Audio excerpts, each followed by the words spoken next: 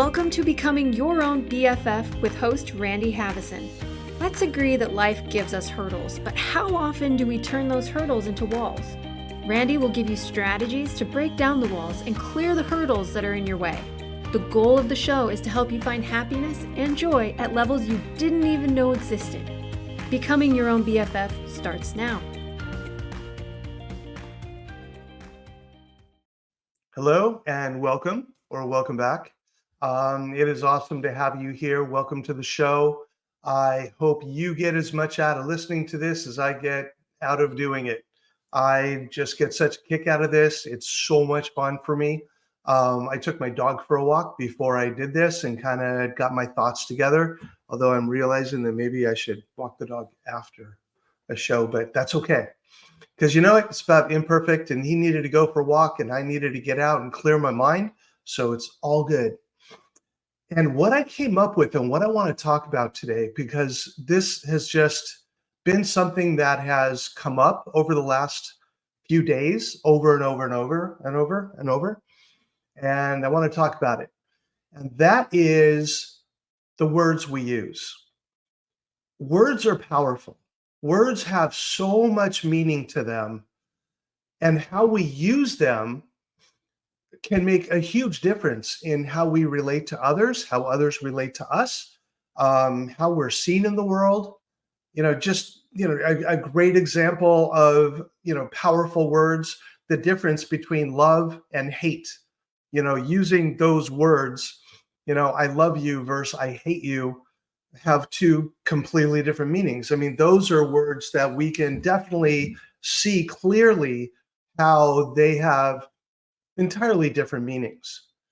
But there are a lot of words that have a more subtle difference to them, that when we use them, they can have significant impact. And I talk about these words a lot. I call them the obstacle words. And they're words that people tend to use on a regular basis, where if they learned how to use a different word, it would have a different meaning and it would be more empowering than subduing.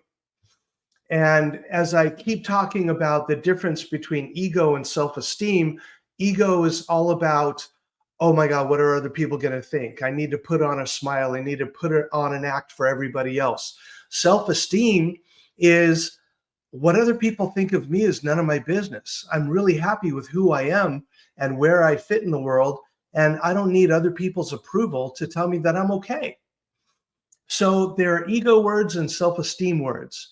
And as we go through life, learning how to make these shifts in the words that we use can really have an impact in how we see ourselves, how we deal with the outside world. So I want to talk about some of these words and how we use them, and some of the alternatives that can be used instead.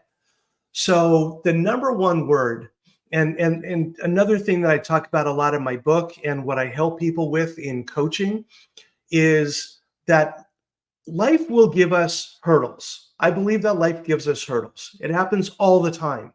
But we have a tendency to turn the hurdles into walls. And while the universe is giving us the tools we need to clear the hurdle, if we turn the hurdle into a wall, all of a sudden we're slamming into the wall. And the words that we use can determine whether our hurdle is just a hurdle or our hurdle becomes a wall. So the first one that I want to talk about, and this is one of the easiest ones to explain, I want to talk about the word can't, because I hear people use this word all the time. Oh, I can't. I can't get there on time. I can't quit smoking. I can't lose these last 10 pounds. I can't get out of this relationship. I can't. What can't does is it takes a hurdle and turns it into a wall. Because let's look at other ways to view this word and the meaning behind it. It's not, I can't lose these last 10 pounds. The truth is, am I willing to do what it takes in order to lose these last 10 pounds? Am I willing to give up dessert? Am I willing to eat smaller portions? Am I willing to go to the gym a few times a week and do a workout? And if the answer is no, I'm not willing to do that, then it's not, I can't lose these last 10 pounds. It's, I don't want to. I'm not willing to. So being honest with yourself about where you're at and what you want in your life is so important to your self-esteem. And when it comes to treating yourself and talking to yourself like your best friend rather than your worst bully, the worst bully in your mind, oh, I can't lose these last 10 pounds. See, I know you can't do it. Of course you can't. Whereas your best friend is like, hey, you know what? You're under a lot of stress right now. You don't have to put yourself through the extra stress. Do it later when the stress is over or lessens. So treat yourself like a best friend and look at it as not as a can't, but I'm not ready to. I'm not willing to. I don't want to. I'm afraid to. When it comes to I can't get out of this relationship, it's not that you can't. Of course you can, but you might be afraid. You might be scared to get out of the relationship. You're not sure what's going to happen. Now, if you're afraid for your physical well-being, then that's something to go get support and help for, because there are organizations and people that can help you with that. So it's not that you can't, it's about becoming willing. But some people just are not happy in their relationship and they feel like I can't get out of it. But the thing to do is evaluate what are the pros and cons and what's going to be best for me. And then take a look at it's not I can't, it could be I don't want to yet, or I'm not ready to yet, or there's still things I need to do to prepare for it. And it's not I can't quit drinking. I don't want to. I'm afraid to. I don't know what life is going to be like without alcohol. I've been relying on that crutch for a long time. I don't know what I would do without it. I'm scared. So replace can't with a word that is more appropriate to the situation that you're going through. Can't is just an easy, let's just put up a wall and not deal with it. But it does not serve you. What serves you is getting to the root and being honest with yourself about what it is you really want. So that's can't. Let's talk about another one. This is one of the ones that I used to use all the time, and that is the should. I should exercise more. I should be on time more. I should do this and I should do that. I should lose weight. I should quit smoking. I should. All I ended up doing was shitting all over myself. And it's time to stop doing that. Should is like taking a mental sledgehammer and hitting yourself over the head with it. Should is saying to yourself, not good enough. You should be better. You should do this. You should do that. And should is very demeaning. Should is the word of the bully, not the word of the best friend. Your best friend, usually in most circumstances, will not shit on you. They're not going to say, oh, you should really do this. They'd say, hey, I think it would be in your best interest to do this. Or, hey, why don't you take a look at doing this instead of that? But they won't shit on you. So what are some words that you can replace should with? Rather than I should exercise more. Let's be honest. Do I want to exercise more? And your answer might be no. I don't want to do that right now. So don't shit on yourself about it. Be honest with yourself and say, yeah, maybe in the future, but right now, today, I don't want to do that. And that is more empowering to be honest about what you really want rather than put on a should and just kind of beat yourself up for it. So it's about honesty. And it's about really looking with clarity at what it is you want and how you want to get there. So that's the should. Maybe the number one obstacle word that I watch people use on a regular basis, and I got to tell you, it drives me nuts. This word is like fingernails on a chalkboard to me, and I watch people use it all the time. Simple little word, 3 letters long. Try. I'll try. I'll try to quit drinking. I'll try to be there on time. I'll try to get out. I'll try to get a new job. I'll try. I got to tell you, trying is lying. There's actually no such thing as try. And it's funny that Yoda said it best when Luke was learning how to use the Force in Star Wars. And he was, Yoda said, get the X-Wing out of the water, and Luke gets it out of the water a little bit using the Force, and it sinks back down. And he does it again, and it comes back up, and it sinks back down. And Yoda said, do it again. And Luke says, I'm trying. And Yoda says, no, There is do or do not. There is no try. And I was like, whoa, that is so cool. I'm getting wisdom from a Muppet. That's awesome. Because there is no try. One of the things I do in my workshops when I work with businesses and colleges and my audiences is I'll say, okay, people, raise your arm, either arm, raise your arm. And everyone raises their arm. It's like, all right, pretty simple. Put your arm down. Now what I want you to do is try to raise your arm. And people just put their arm up. And I'll say, no, no, no. I didn't say raise your arm. I said, try to raise your arm. And then they kind of sit there looking dumbfounded. They're like, what are you talking about? I'm like, try to raise your arm. And they just sit there. I'm like, no, now you're not raising it.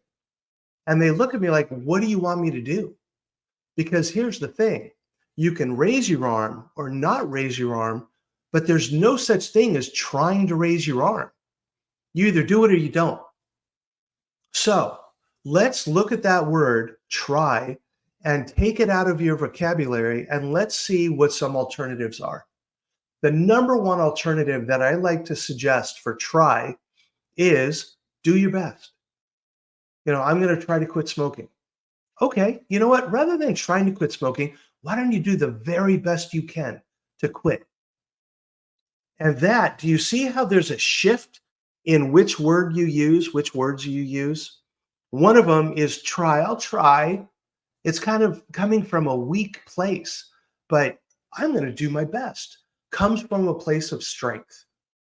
And sometimes we do our very best at something and it doesn't work out. But hey, we've done our best. Because I believe that the universe gives us 3 answers to the things that we want and the things we go after. And those answers are yes, no, and not yet. But a lot of people confuse the not yet with no. Something that I'm going to try to do this, or I'm going to do rather than try to do it, I'm going to do my very best to get a new job. And they go on interviews and they do this and it doesn't work out. You know what? I did the very best I can. And people think, I guess I'm not supposed to get a new job.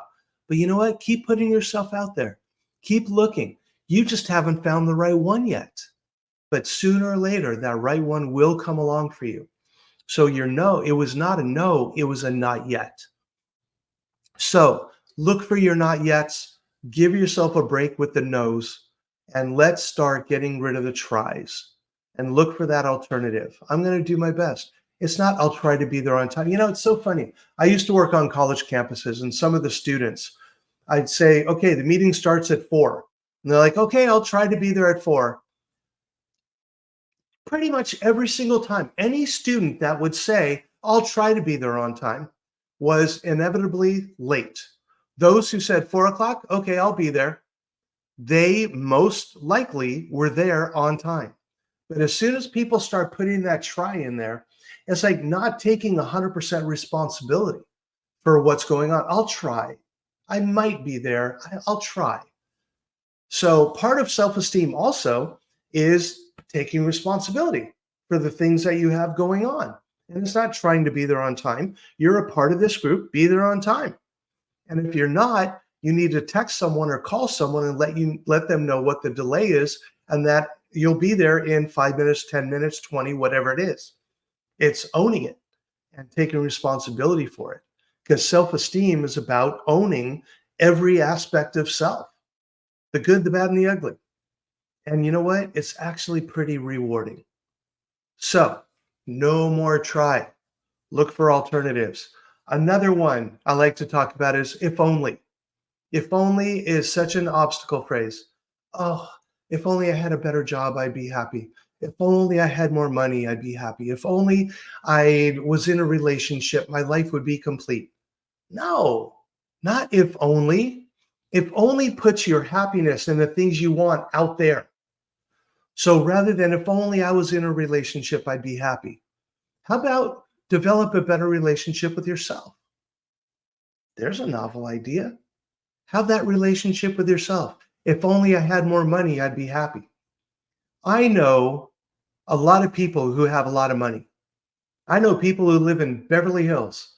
They have everything a person could possibly want, and they're still miserable. Money is not the answer to happiness. It really isn't.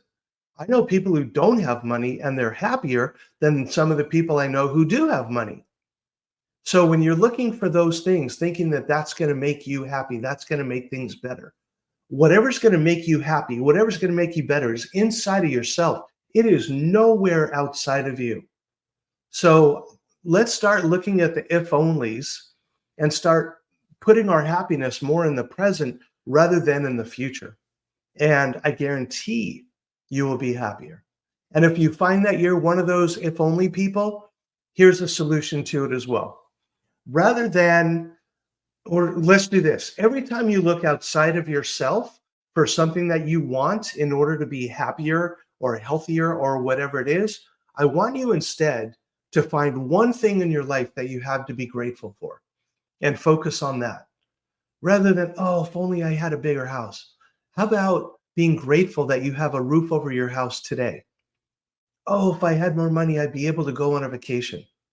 How about over the weekend, find something that tourists do in your town or find something that you enjoy nearby and just go do that. Have a little mini staycation. There's so many things you can do, so many solutions to the things going on in your life. But a lot of people look outside of themselves for their solutions and their happiness when really it's inside of you. I say this all the time. People are like, oh, I'm bored. I have not been bored in probably 35 years. Never bored. There's always something to do, whether it's read a book, watch a movie, do a crossword puzzle, go for a walk, call a friend that I haven't talked to in a while, go to a movie, go to a park. I mean, there's so many things to do that for me to say, oh, I'm bored. The world is not out there. The universe is not here to entertain you. That's a solid fact. It's you finding activities and events and things that you enjoy to fill up your time when you're just kind of sitting around wondering, what do I want to do today? Never bored. And that's self-esteem. Self-esteem is never bored. I believe that boring people are bored. Don't be boring. Look for things that you can do in order to be more fulfilled and be happier. Books are a wonderful way in order to fill time and to do something that is, it exercises the mind and the feelings. I'm reading a series of books right now. I find myself laughing and crying and getting into the story, and I get excited and I get anxious when different things are going on in the books, and I love it. So find that for yourself. Find things that evoke emotion and help you to really feel the fullness of life. There's so much out there to enjoy. And the whole purpose of this show is to teach you ways to enhance your self-esteem, start treating yourself better, little tips and tricks that you can use to fill up your toolbox so that you can have a more fulfilling life. My life today, I have so many blessings. I have obstacles too. Oh my God. Right now, I'm in the process of moving from Orlando to San Diego, and there are so many moving pieces, and some of them are going really smoothly, and some of them really aren't. And wading through all of those different pieces and keeping myself in balance. And I do the best I can do. And sometimes the best I can do is not my best. Earlier today, I was talking to my daughter and she asked me a question. I kind of snipped at her and she was like, what? And I said, I'm sorry. I'm just not at my best right now. And you're going to have to cut me a little slack because I'm not. And I allow myself to feel whatever feelings I have, to go through whatever I'm going to go through. And I've learned how to get rid of those obstacle words. I'm not trying to move. I'm not trying to do all these things. I am. And I'm doing the best I can to manage all these pieces. And it's difficult at times. Is it manageable? Absolutely. Am I overwhelmed? No. Am I whelmed? Yes. And I've learned that's another word, overwhelmed. I'm overwhelmed. Are you really? Or are you just whelmed? Because there's a huge difference between those. The power of words. Another one that I watch a lot of people do, and a lot of people get into this feeling. They get into, oh, I'm worried. I'm worried about you. I'm worried about him. I'm worried about this. I'm worried, worried, worried, worried. Worry is like letting the air out of a balloon. It's such an energy suck to worry about something. What is more accurate is to be concerned. I'm concerned about this person. I'm concerned about what's going to happen. I'm concerned. Do you see that difference between being concerned about someone and being worried about them? Oh, I'm just worried. Worried, there's nothing you can do with worry except expend your energy. But by being concerned about someone, it's more empowering. And I'm concerned about someone who just broke up out of a relationship, and I'm wondering how they're going to do. And I'm concerned about their well-being. I'm not going to worry about them because there's a strong person and he's going to be all right when he walks through this situation. So I don't need to worry about them because I know their strength and I know they're going to be okay. So do you see how that word drains the energy? Try, drains, it can't, should, all of those, they drain your energy. So find the empowering words, find the alternatives that are going to really help you to live your fullest life. Because that's what this is all about. Living your fullest life and being happy with who you are. And if you're not happy with who you are today, what can you do to make that better? What can you do to start turning things around, to turn off that bully voice and turn on the best friend voice? Because it's all in your power. It's not outside of you. It's right there. And when I learned that and I started putting that into practice, man, life became a lot easier. And my energy was going to places that were going to be more productive to me rather than just draining me. It's all there for you. Every single piece of it is there for you. Don't think that you can't, because yes, you can. And here's why. Shit, man. Oh, can I say that? Do I need to edit that out? Nah, I said it. If I can go from where I was to where I am today, anything is possible. Anything is possible if you just get out of your own way. I'm proof of that. If I can do it, you can do it. So I wish you well. I hope you have an awesome week. I hope this is the best week of the rest of your life. No, the best week of your life so far, and it's going to continue to get better from here. How's that?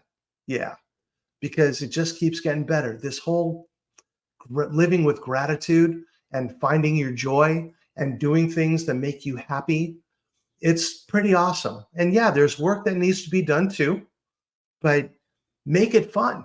Find ways to make work fun. And it's amazing what can happen for you. So I will see you next week. Hopefully, it'll be great. If you would like more information about me and the work I do, you can go to my website, randyhavison.com. Just know that I'm still available for coach. Actually, you know what? I'm not available for coaching right now. I'm going to wait until I make my move to San Diego in a few weeks, and then I'm going to start the coaching practice, because I don't think it would be fair to anyone that I would take on right now that would be new, because I put a lot of energy into my coaching, and it wouldn't be fair for that person because I'm not at 100% right now. So I'm going to wait until I get there to do that. But my book is available on Amazon. If you think it might help you out, you want more information, go to Amazon and look for Becoming Your Own BFF. And hopefully I will see you at some time down the future. And I wish you well. Have a great week. Take care. Bye. You've been listening to Becoming Your Own BFF with your host, Randy Havison. Tune in every Friday at 1:30 Pacific on transformationtalkradio.com for more tools to stop being your own worst bully and start becoming your own best friend. Learn essential skills to boost self-esteem and overcome the devastating effects of ego. By focusing on physical, mental, emotional, and spiritual well-being, you can start listening to your best friend voice rather than your inner bully voice. For more information, visit randyhavison.com.